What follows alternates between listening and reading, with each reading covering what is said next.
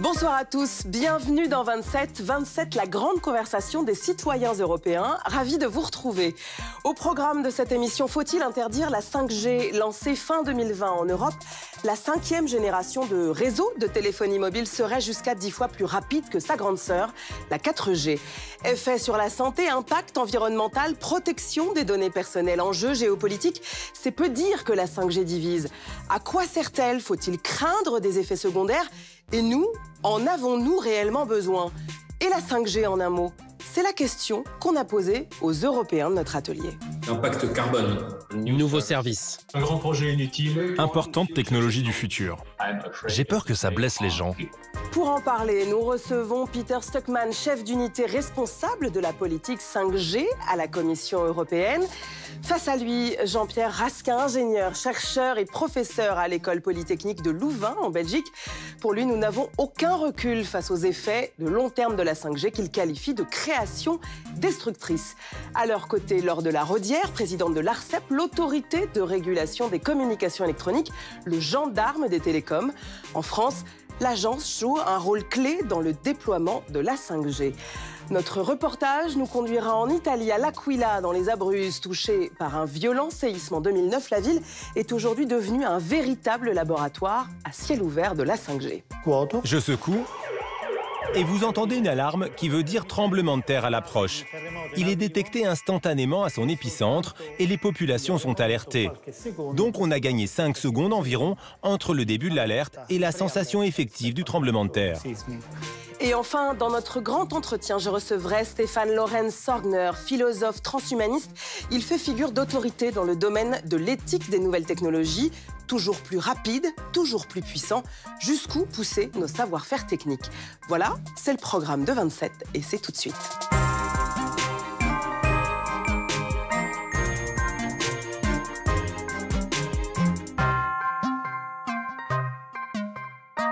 Bonsoir à tous, bienvenue dans ce débat. Comme chaque semaine, à mes côtés, Corentin Chrétien-Drose. Alors, attendez, il faut que je lise. Itaïba, Corentin. Itaïba, Nora. C'est en quelle langue? C'est du maltais cette semaine. Eh bien voilà, Corentin, vous allez nous parler des chiffres, des données, des notions techniques. Pas simple cette fois-ci, mais que vous allez éclaircir évidemment.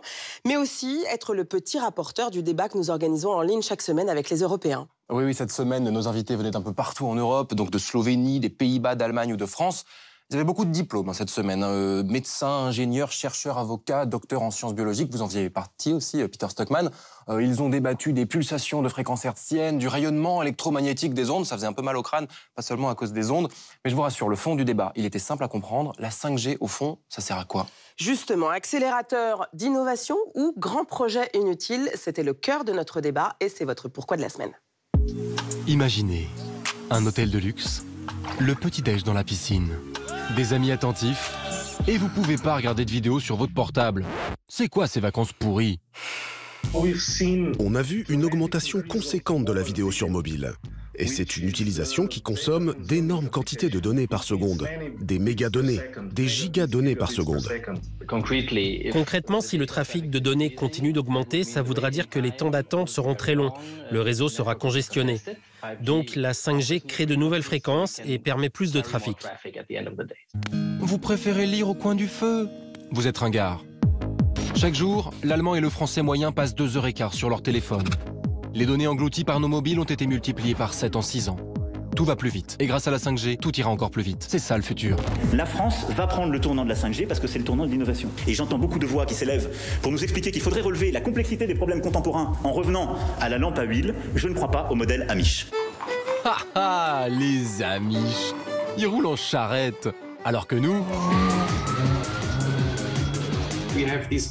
On a des ambulances connectées qui peuvent échanger des données avec l'hôpital. Maintenant, on peut même transmettre des images ou des vidéos ultrasons.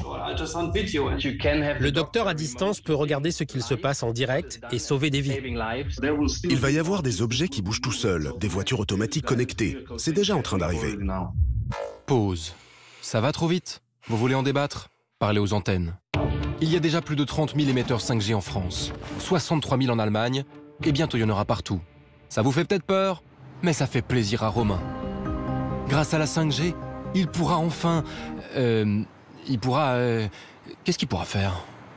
Pour l'instant, ce qu'on nous a montré, c'est qu'on pourrait regarder beaucoup de vidéos sur notre téléphone portable. On nous dit qu'on va pouvoir connecter notre frigidaire, ça va être super, il pourra commander nos courses quand il n'y aura plus de yaourt dedans, il le sera tout seul. Je ne suis pas sûr que soit une priorité. On nous vend des usages qui relèvent presque de la science-fiction avec des robots connectés, de la médecine à travers le monde, etc. En réalité, les besoins sont beaucoup plus basiques. On a besoin de médecins, on n'a pas besoin de télémédecine. La 5G, aujourd'hui, n'est pas utile. Et si on avait besoin de ralentir? Juliette dit souvent qu'elle veut se déconnecter. C'est pour ça qu'elle aime la montagne. Waouh, ce calme.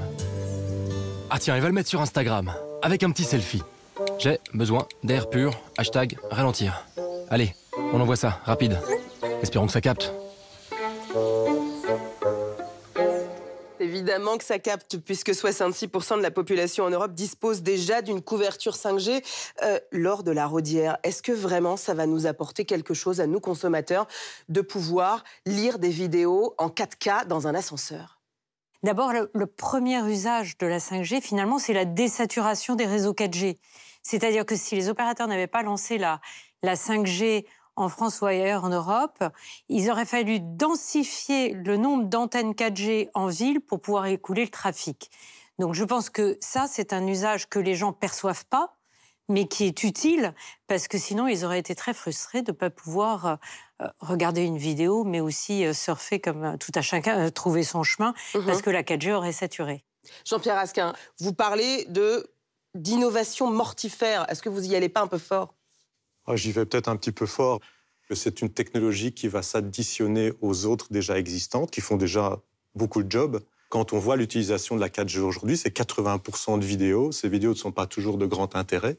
Je pense qu'on pourrait réduire, limiter un peu ce type d'utilisation. Il faut savoir qu'aussi des adolescents de 13 à 18 ans, ils sont à peu près 6h40 dans nos pays fortement industrialisés face à leur écran. Donc il y a une consommation, une surconsommation de la donnée. Et qu'est-ce que l'on vient faire? On vient rajouter finalement une capacité supplémentaire. On est dans l'optimisation de la société d'aujourd'hui. On ne réfléchit pas à comment il faudrait mieux fonctionner pour avoir, on va dire, une société plus résiliente, plus durable. Mais de nouveau, on veut rester dans ce système linéaire, technolibéral, pour une production toujours plus en plus pour répondre à des règles capitalistes. Laure de la Raudière, vous allez contre l'histoire. Je voudrais rebondir sur les propos de résilience, parce que pour moi, le numérique apporte la résilience de notre société.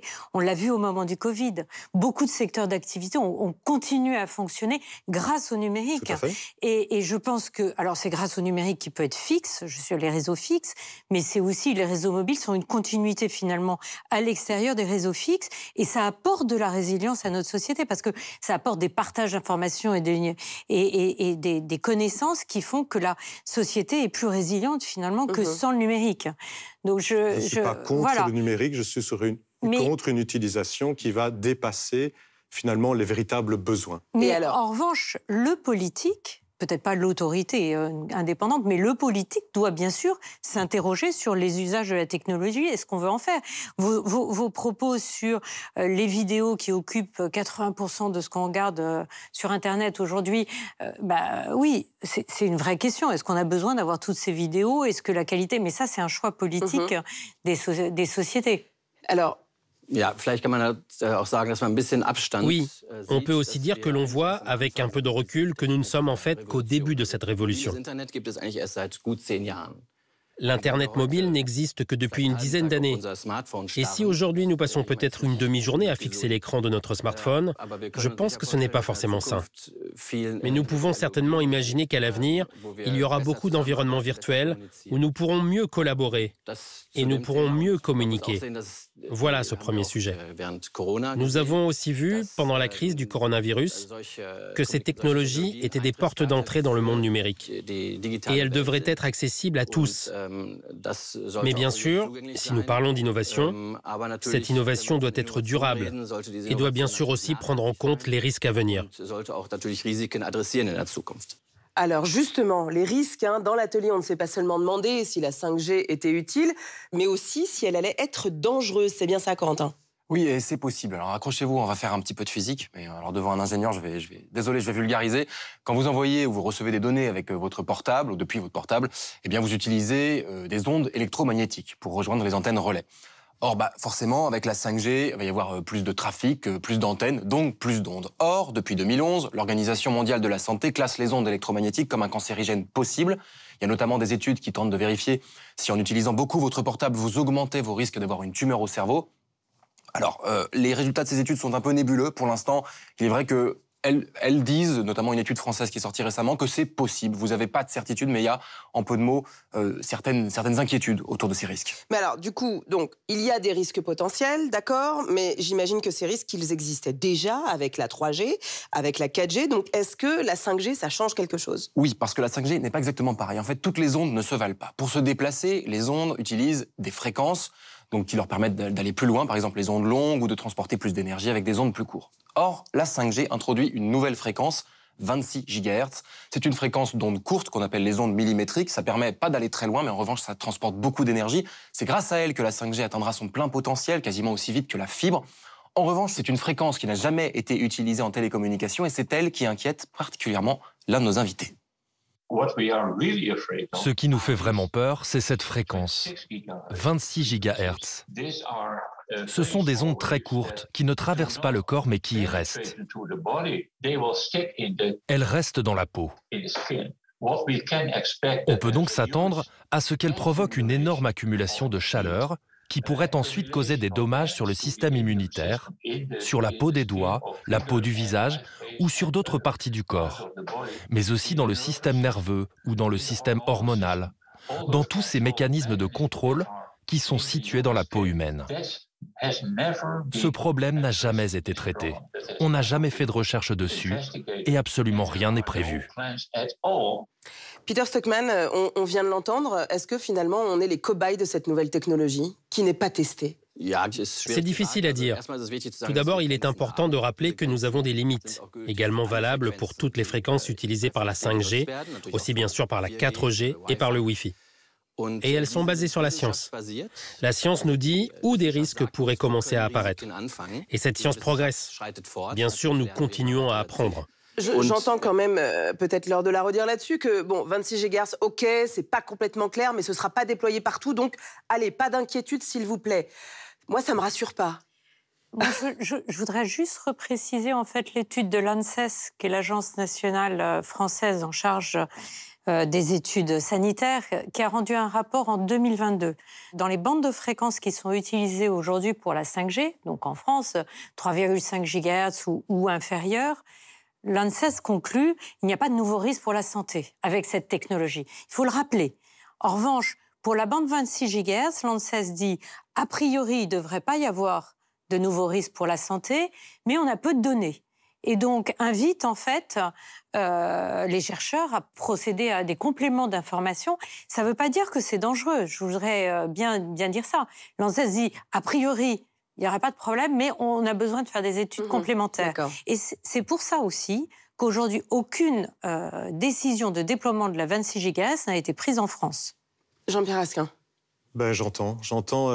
On dit qu'il faudrait que les chercheurs fassent plus d'études, mais le financement de ce type de recherche est extrêmement difficile à avoir. Donc, il y a très peu d'études. Je dirais que même, effectivement, pour les ondes millimétriques, pratiquement aucune étude. Et tout ce qui a été dit est tout à fait correct. 26 gigas, on parle aussi maintenant, il faut le savoir, aujourd'hui déjà, de 32, de 42, de 60 gigas. Donc, on ne va pas s'arrêter là.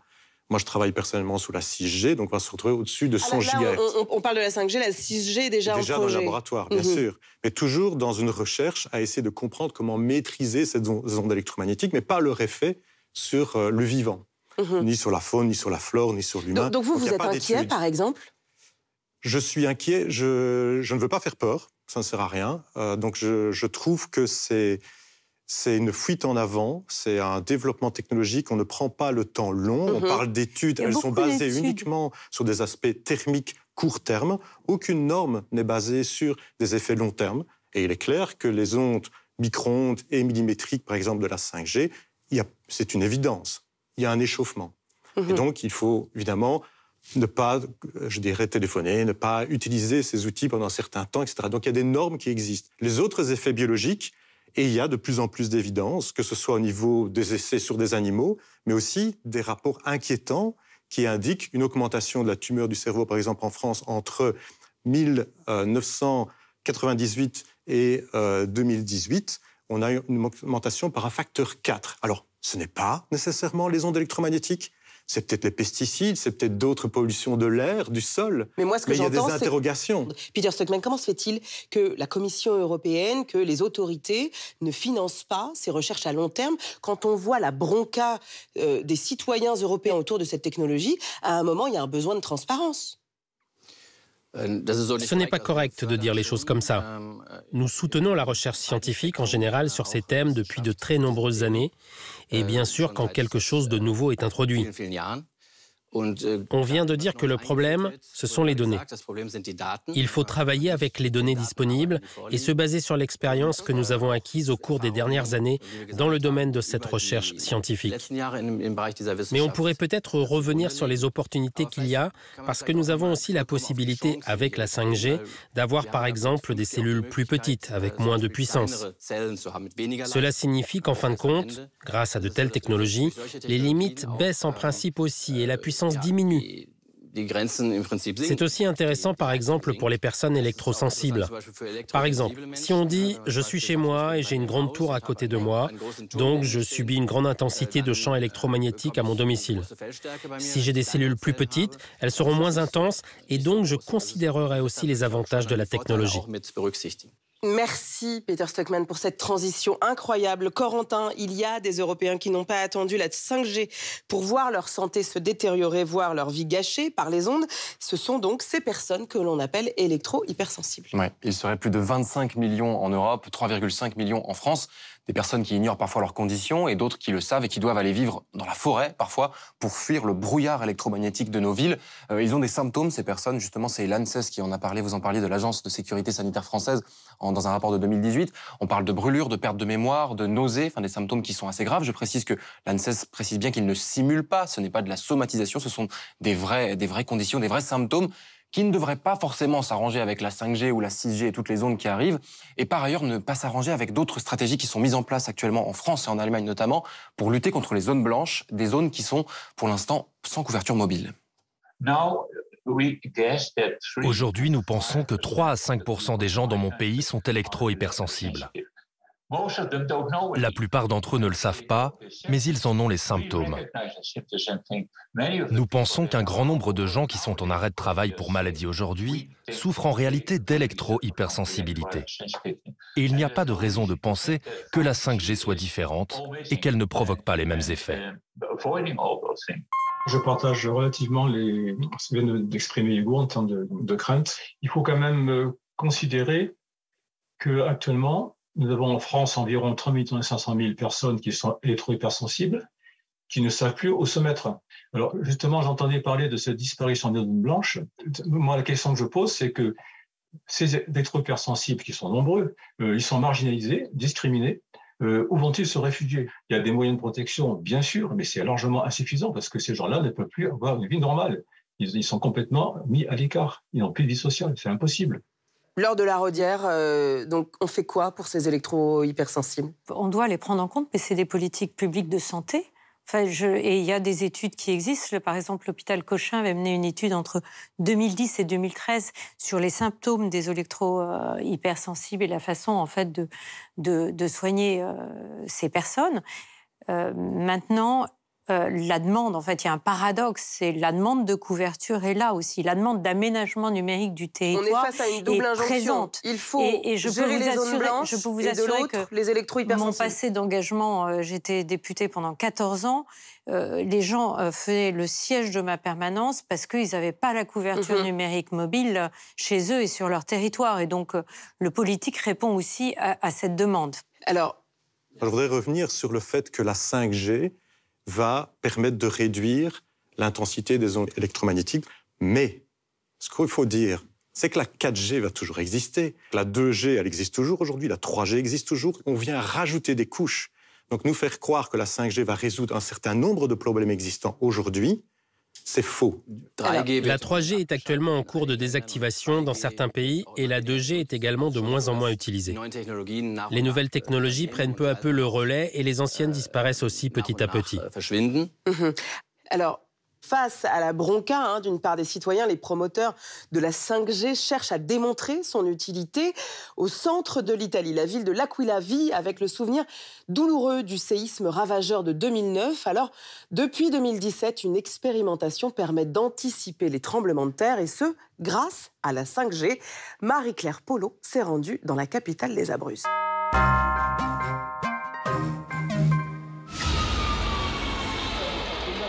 Plus de 300 morts, 1600 blessés, 80 000 personnes à reloger. Le séisme de 2009 a fait de la ville de L'Aquila un chantier à ciel ouvert. « 13 ans plus tard, la ville parie sur la 5G pour anticiper les prochaines secousses. 5 bâtiments sont déjà équipés d'un dispositif novateur. Parmi eux, ce palais du XVe siècle. Ici, on a des accéléromètres. Il y en a une vingtaine dans le bâtiment. Ces capteurs nous permettent de surveiller l'état de la structure en cas de secousse sismique. Grâce au réseau 5G, nous disposons de données très fiables pour surveiller le bâtiment et pour réagir à des événements graves, comme par exemple un séisme de haute intensité, qui implique de réagir en urgence et par exemple de déclencher automatiquement le déblocage des portes coupe-feu et l'allumage des signaux d'évacuation. L'équipe de Fabio Graziosi compte sur la connexion ultra rapide de cette 5e génération de téléphonie mobile. Selon lui, un tel système ne tiendrait pas avec la seule 4G disponible en Italie depuis 10 ans. L'apport essentiel de la 5G est la fiabilité de la transmission des données. Grâce à cette technologie, on peut augmenter la capacité de sauver des vies. En Italie, aux avant-postes du déploiement de la 5G, l'université de Fabio Graziosi s'appuie sur l'un des géants mondiaux de la technologie, le groupe chinois ZTE. L'objectif, démontrer que le dispositif permet de gagner de précieuses secondes, par exemple dans le cas d'un séisme dont l'épicentre se trouverait à une 50aine de kilomètres de là. Je secoue et vous entendez une alarme qui veut dire tremblement de terre à l'approche. Il est détecté instantanément à son épicentre et les populations sont alertées. Et là, ça y est, vous voyez l'onde apparaître sur l'écran. Ça veut dire que le tremblement de terre vient d'arriver au niveau des bâtiments. Donc, on a gagné 5 secondes environ entre le début de l'alerte et la sensation effective du tremblement de terre. Voilà, c'est ça l'idée. L'onde d'alerte arrive, grâce à la 5G, avant l'onde sismique. Avec ces secondes, on peut faire beaucoup de choses utiles pour prévenir les risques. Pensons à ce que l'on peut couper automatiquement, les ascenseurs, l'alimentation en gaz et d'autres sources de danger. Des capteurs sismiques doivent être reliés au réseau 5G dans toute la ville.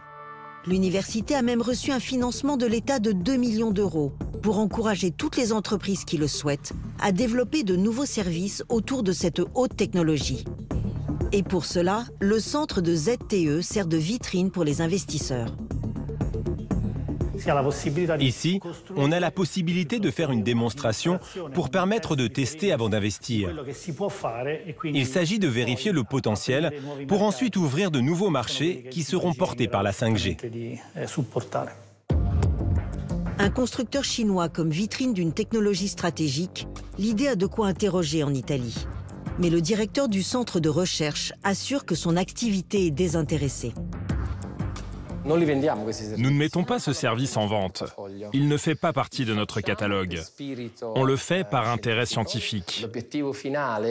L'objectif final, l'espoir, c'est d'arriver un jour à sauver le maximum de vies possibles. Cette promesse de sécurité est loin de freiner les ardeurs des opposants à la 5G. Pour leur porte-parole, les promoteurs de l'initiative de L'Aquila instrumentalisent la peur des Italiens.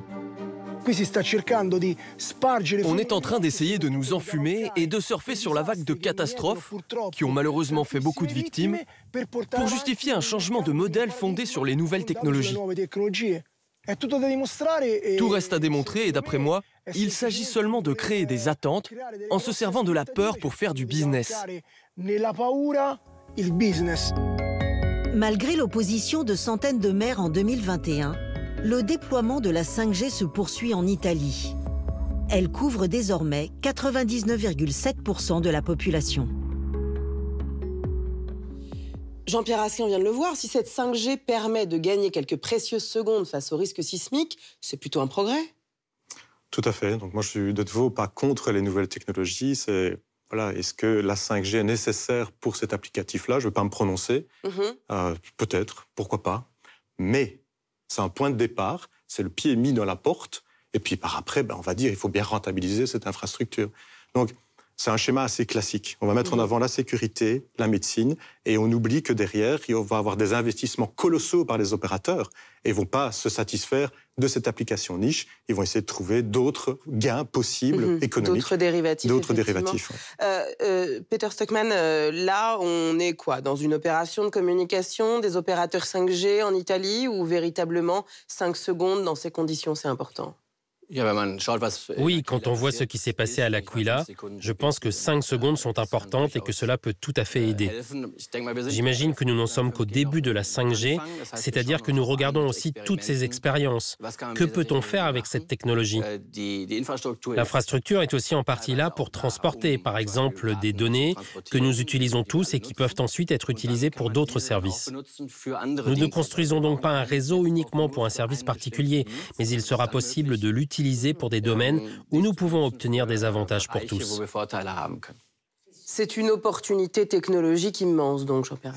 Énorme et industrielle. Donc on met des gros tuyaux et on ne sait pas ce qui va passer dedans. Ah voilà, donc là on ne sait pas comment on va les remplir. On met une infrastructure et on se dit le marché, l'économie, le capitalisme saura quoi en faire. Mais ça, c'est le choix du politique aussi. Typiquement, on pourrait se dire, le politique n'a pas envie que le métavers s'invite sur les réseaux mobiles. Alors, le métavers, c'est donc cette réalité virtuelle. En se disant, finalement, est-ce qu'on a besoin d'être tout en immersion complète dans un monde virtuel aussi en mobilité, pas uniquement chez soi, par exemple, sur les réseaux filaires. On peut se poser la question, et on peut se poser la question aussi pour des raisons environnementales. Mais ça, c'est le choix du politique. Oui. Alors justement, la question environnementale, la question du coût environnemental et énergétique de ces tuyaux, elle est centrale, Corentin. Oui, si vous êtes français d'ailleurs, vous l'avez peut-être remarqué sur votre facture Internet depuis janvier dernier. On voit plus seulement les données en France que vous avez utilisées, mais aussi leur empreinte carbone. Et ça, on a un petit peu tendance quand même à l'oublier ou à pas encore le savoir beaucoup. Un mail, un SMS, quand on utilise les réseaux, quand on envoie une photo de nos pieds sur la plage à nos amis qui sont au travail, c'est pas seulement sadique, ça pollue. Et ça pollue beaucoup. D'ailleurs, je reprends des chiffres de l'ARCEP. En France, on parle de 2% de l'empreinte carbone française qui est liée au numérique, 3% à l'échelle mondiale. Et si vous dites que 3%, c'est pas grand-chose, je vous rappelle que l'empreinte carbone du secteur de l'aviation, c'est seulement 2%. Donc le numérique, c'est un point de plus. Et selon certains membres de notre atelier, cette explosion du trafic, cette explosion des données, elle va complètement à l'encontre de tout ce qui est prôné aujourd'hui par notre société. La sobriété, ça va être une de nos politiques les plus essentielles dans la décennie qui vient. Et donc ça veut dire que dans tous les secteurs, on doit réfléchir à comment est-ce qu'on peut moins consommer. Et avec la 5G, on fait l'inverse. On développe les capacités de consommation, on augmente les capacités de trafic de données. Vous avez une autoroute qui fait 2 voies, qui est embouteillée, et on se dit quoi? Au lieu de repenser les usages et de se dire comment on peut réduire le nombre de voitures sur l'autoroute, on se dit on va rajouter 2 voies supplémentaires. Mais on sait très bien qu'une fois qu'on a mis en place la canalisation, si je puis dire, les industriels et les consommateurs trouveront la manière de remplir. Moi, je me mets à la place des gens. Tous les jours, on leur explique que c'est la crise écologique, énergétique, qu'ils vont devoir faire des choix. Et de l'autre côté, on explique qu'on va aller toujours plus vite, toujours plus loin, avec toujours plus de données qui consomment toujours plus d'énergie. Ces 5 dernières années, le trafic global de données sur mobile a été multiplié par 10. Mais la consommation d'énergie n'a pas du tout augmenté d'autant. Elle a augmenté, certes, mais seulement de 50%. Elle n'a pas été multipliée par 10. Croyez-moi, l'intérêt de l'industrie, c'est de dépenser le moins d'énergie possible. On ne prévoit pas de construire de nouvelles centrales nucléaires pour faire fonctionner nos réseaux. Peter Stockmann, alors on nous parle de sobriété, de fin de l'abondance, que ce soit en France, mais aussi en Allemagne, enfin toute l'Europe est face à ce dilemme. Finalement, la 5G, on va complètement au rebours de l'histoire. Tout d'abord, je dirais que les nouvelles technologies font bien sûr aussi partie de la solution. Comme nous venons de le dire, les technologies plus récentes consomment également moins d'énergie pour les mêmes applications. C'est pourquoi il est important que si le trafic augmente, nous disposions de la technologie appropriée pour le faire efficacement. Nous venons de parler d'investissement public. Nous sommes aussi beaucoup guidés par le marché. Cela signifie que les opérateurs eux-mêmes construiront naturellement les réseaux là où c'est économiquement intéressant. Et il est clair que plus l'énergie est chère, plus il est important de choisir précisément où on construit des réseaux. Et cela conduit naturellement à une certaine sobriété qui s'installe automatiquement. Le scénario qu'auraient pu choisir les opérateurs, c'est de densifier la 4G. Et puis le scénario qu'ils ont mis en œuvre, c'est déploiement de la 4G avec la 5G, les deux en parallèle. Il se trouve que le déploiement de la 4G en parallèle de la 5G est plus sobre énergétiquement que la densification de la 4G. Il faut savoir que l'empreinte environnementale du numérique, c'est les terminaux, en fait, et pas les terminaux uniquement les smartphones. Ce sont les téléviseurs, les ordinateurs qui représentent 80% de l'empreinte. Regardons où est-ce qu'il faut agir le plus pour avoir une meilleure maîtrise de l'impact environnemental, et c'est sans doute typiquement en gardant ces terminaux plus longtemps. En moyenne, pour les téléphones mobiles, en moyenne, en France, on le change tous les 20 mois. Ouais, c'est un peu plus. Et ça augmente. Alors, en tout cas, on l'a compris, il n'y a pas eu de consensus dans notre atelier, Corentin, entre les enthousiastes de la 5G et les militants anti-antenne. Il y a eu un débat très tranché, comme aujourd'hui sur notre plateau, et c'est bien. En tout cas, c'est ce que disaient beaucoup des membres de notre atelier. C'est bien de ne pas être d'accord, et c'est précisément ce qui manque aujourd'hui autour de la 5G en Europe, un débat. On a déployé la 5G en France, sans consultation démocratique au niveau des corps intermédiaires de la société civile. Depuis une dizaine d'années, on assiste au niveau des différentes lois et décrets en France à un détricotage du pouvoir des élus, notamment des maires, qui maintenant, quand ils sont confrontés à un opérateur qui veut installer une station radioélectrique sur sa commune, n'a quasiment plus aucune compétence et capacité à pouvoir s'opposer. On n'a aucun moyen de contrôle efficace lors des installations des antennes, parce qu'en fait, on ne joue pas à armes égales. Moi, dans ma mairie du 18e arrondissement, on a un collaborateur qui fait 1000 dossiers divers et variés, et puis de temps en temps qui regarde l'installation des antennes. Quand on a 80 antennes qui s'installent d'un coup, c'est invérifiable. Donc en fait, il n'y a pas véritablement de contrôle démocratique. Ça, il faut le savoir. La question qu'il faut se poser et qui n'a pas été posée, c'est qu'est-ce qu'on veut faire des réseaux ? Qu'est-ce qu'on veut faire de ces usages ? Est-ce qu'on a vraiment besoin de 5G ? Est-ce qu'on ne voudrait pas faire autre chose ? En matière de 5G, il n'y a pas eu de débat. L'État a décidé, en France en tout cas, de mettre aux enchères les fréquences et c'est tout. Il n'y a pas eu de débat. Emmanuel Macron disait « je ne suis pas amiche pour polariser le débat ». En disant ça, il disait « si vous n'êtes pas pour la 5G, vous êtes contre le progrès, vous êtes régressiste et donc je ne vous parlerai même pas ». C'est ça la qualité du débat qu'on a eu en France. Laure de la Raudière, le débat public n'est pas à la hauteur ? La 5G a été attribuée fin 2020. Je crois qu'on a entendu parler dans le débat public de la 5G toute l'année 2020. Ça s'est invité dans le débat des municipales. Non, avec les tenants, des gens qui étaient pour et des gens qui étaient contre. Et ça a été un enjeu politique pendant les municipales. Donc pour vous, ce débat a eu lieu ? On ne peut pas dire qu'il n'a pas eu lieu. Parce que moi, je me souviens, toute l'année 2020 en France, au moment des municipales, après et jusqu'à l'attribution en fait, de ce débat politique. Il y a eu beaucoup d'auditions à l'Assemblée nationale, il y a eu beaucoup d'auditions au Sénat aussi. Donc après, c'est l'État qui tranche de savoir s'il veut lancer les enchères. Ouais. On ne fait pas un référendum, c'est vrai. Mais le débat politique a eu lieu. Peter Stockmann, est-ce qu'il a eu lieu au niveau européen ? Je pense qu'il est important d'écouter ces préoccupations. Et je dirais que c'est un débat continu. Ce n'est pas comme si on découvrait aujourd'hui la téléphonie mobile. Il y a déjà eu la génération précédente, où de nouvelles fréquences ont également été ajoutées. Il n'y a donc rien de nouveau dans le sens où nous installerions quelque chose de fondamentalement nouveau. Et ce qui est important, c'est que nous créions une transparence. Par exemple, à Bruxelles, on peut faire venir quelqu'un pour effectuer une mesure chez soi, pour savoir quelle est l'intensité du champ électromagnétique. En Allemagne, je peux vérifier sur Internet quelle est la situation dans mon environnement. La France est également pionnière en la matière. Les régulateurs de fréquences font aussi de très bonnes choses dans ce domaine. Donc la transparence, la communication et l'écoute de telles préoccupations sont importantes. Et c'est ce que nous essayons de faire. Je suis convaincue qu'on aura à nouveau ce débat bientôt, peut-être pour la 6G. Je vous donne rendez-vous. Merci beaucoup à tous les trois. Merci Corentin d'avoir été avec moi cette semaine. Tout de suite, c'est le grand entretien. Je reçois le philosophe allemand Stefan Lorenz Sorgner. Chercheur, philosophe transhumaniste, professeur à l'université John Cabot de Rome et auteur de 9 ouvrages, Stefan Lorenz Sorgner est une référence dans le domaine de l'éthique. Héritier de la pensée nietzschéenne, il s'intéresse au concept de surhomme et au rapport ambigu de l'humain à la technologie. Dans son dernier ouvrage, We Have Always Been Cyborgs, il dresse le portrait utopique d'une humanité génétiquement améliorée, avide de perfection. Bonsoir Stefan Lorenz Sorgner. Bonsoir. Merci pour ces mots d'introduction très agréables. Eh bien, écoutez, on est ravis de vous recevoir, Stéphane. On a débattu, comme vous l'avez entendu, de la 5G. Et dans ce débat, on a appris que la 6G, la 6e génération de réseaux mobiles, était en préparation. Stefan Lorenz Sorgner, après quoi courons-nous ?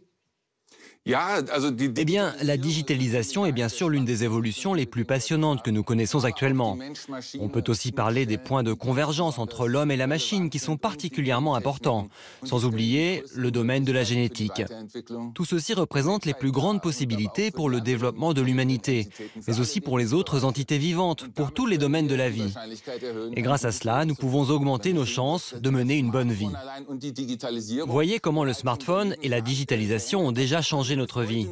Aujourd'hui, nous ne pouvons plus imaginer vivre sans lui alors qu'il a été développé il y a à peine 15 ans.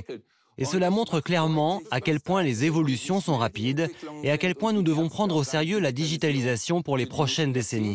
Mais alors justement, qu'est-ce que ça veut dire en fait, ces progrès techniques, ces progrès technologiques ?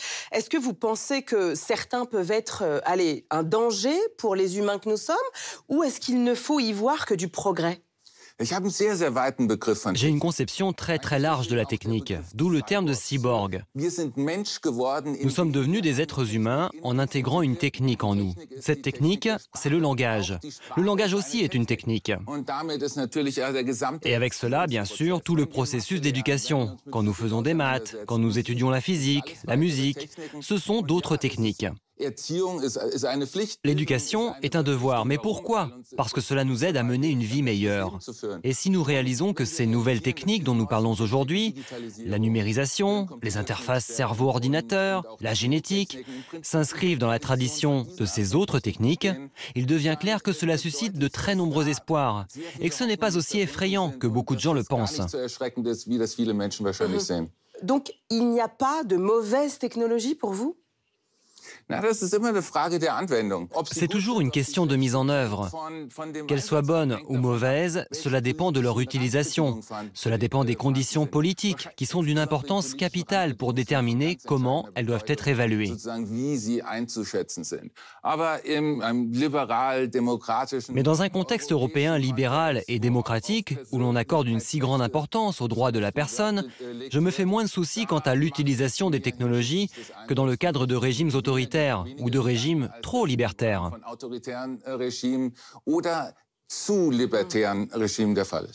Mais justement, cette question du contrôle démocratique de nos technologies, elle est absolument centrale. On a eu donc ce débat autour de cette technologie 5G que beaucoup d'Européens en fait rejettent en disant on est dans une société où on va toujours plus vite, on va toujours plus loin. Pour autant, on est dans une injonction aujourd'hui à plus de sobriété, à une fin de l'abondance. Qu'est-ce que ça veut dire pour vous, cette espèce de double temporalité qui se crée entre toujours plus d'un côté et finalement il serait urgent de ralentir ? Oui, c'est surtout en Europe que l'on a peur de ces nouvelles technologies. C'est passionnant, car en Allemagne et dans le reste de l'Europe, on profite énormément du progrès, y compris sur le plan économique. C'est bien simple, tous nos acquis sociaux et culturels sont liés au fait que notre économie est florissante, que nous allons bien, que nous avons les moyens de nous payer une assurance maladie universelle. C'est un acquis énorme. Et pour pouvoir les payer, nous avons besoin d'argent et nous avons besoin d'innovation. Et malgré tout, il y a ici un scepticisme énorme et très répandu à l'égard des technologies les plus récentes. Nous avons probablement oublié que notre qualité de vie va de pair avec l'innovation. Mais alors justement, ce que j'entends aussi dans ce que vous nous dites, c'est que le rapport à l'innovation, il est, culturel. Il suffit de se rendre par exemple en Asie pour se rendre compte que cette dimension d'innovation, elle est intégrée parfois beaucoup plus vite dans le quotidien des citoyens par rapport à ce qu'on peut voir en Europe. Est-ce que vous diriez que notre rapport à la technologie, à la technique, c'est aussi quelque chose de culturel? On n'est pas égaux face à ça? Oui, bien sûr, cela change aussi en fonction de l'époque.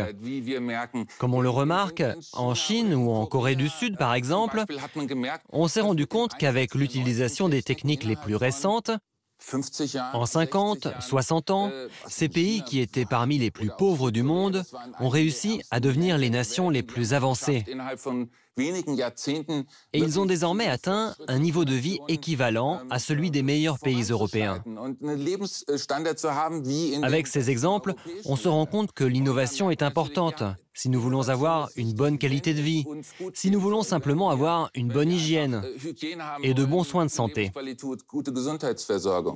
Dans ce rapport que nous avons tous collectivement aux technologies, qu'est-ce que nous allons chercher? Est-ce que c'est une forme de quoi? Allez, de dépassement de l'humain, le surhumain, le surhomme, l'invincibilité, l'immortalité? Merci d'avoir évoqué l'immortalité. C'est toujours le cas lorsque le transhumanisme est abordé. On dit, eh bien, les transhumanistes veulent simplement télécharger leur personnalité sur un disque dur. Ils veulent devenir immortels de cette manière, ou des idées bizarres de science-fiction qui n'ont aucune pertinence pratique et qui ne seront pas réalisables dans les 50 000 prochaines années. Je ne l'exclus pas, peut-être même que cela se réalisera d'ici 300, 400 ans, mais ce ne sont pas des questions pratiques pertinentes pour notre époque. Et même si l'on évoque naturellement le surhomme, une idée répandue est de croire à un hyperhumanisme ou à un humanisme sous stéroïdes. Avec cela, il faudrait créer un Superman sous Viagra ou une Wonder Woman botoxée. Et c'est peut-être même ce que pensent certains transhumanistes. Mais cela ne représente pas le transhumanisme en général. Et cela ne représente certainement pas l'approche que je défends. Et c'est ça, en fait, c'est comme ça qu'il faut entendre la définition de transhumanisme? C'est une forme d'humain augmenté ou c'est nous, juste en mieux? Le surhomme représente simplement une entité, disons, évolutionnaire. Où serons-nous dans 400 000 ans? Serons-nous encore là en tant qu'êtres humains? Probablement pas. Soit nous aurons disparu, soit nous aurons évolué. Le surhomme est pour ainsi dire un symbole de la prise de conscience de l'homme dans une perspective évolutionniste. Et c'est bien sûr aussi une rupture avec la conception judéo-chrétienne traditionnelle qui prévaut encore en Europe et qui part du principe que l'homme est déterminé par une étincelle divine et qu'il est donc supérieur au reste du monde. Oui. Et le transhumanisme offre une possibilité d'obtenir, en effet à l'aide de techniques, ce qui dans le passé pouvait peut-être être obtenu par la magie, d'acquérir pour ainsi dire des propriétés que nous n'avions pas auparavant. Oui, alors justement, et on entend bien à quel point donc la question de ces progrès, c'est aussi à la fois une dimension éthique, à la fois il y a une dimension de contrôle démocratique, mais tout ceci, si on regarde le temps long, nous a permis d'arriver là où nous sommes aujourd'hui. Merci beaucoup Stéphane Lorenz-Sorgner d'avoir été avec nous. Alors pour les anglophones, we have always been cyborgs. Merci d'avoir été avec nous. Voilà, 27, c'est fini, mais comme vous le savez, notre grande consultation continue. Vous êtes très nombreux à y participer. Merci pour cela. Dans les prochaines semaines, nous discuterons des retraites, du lien entre sport et politique ou encore de la sécurité nucléaire. Vous avez envie de débattre? Alors écrivez-nous. 27, c'est fini sur cet écran, mais ça continue sur tous les autres. Alors n'hésitez pas à réagir et à commenter sur les réseaux sociaux. Très belle semaine à tous. Tchuss.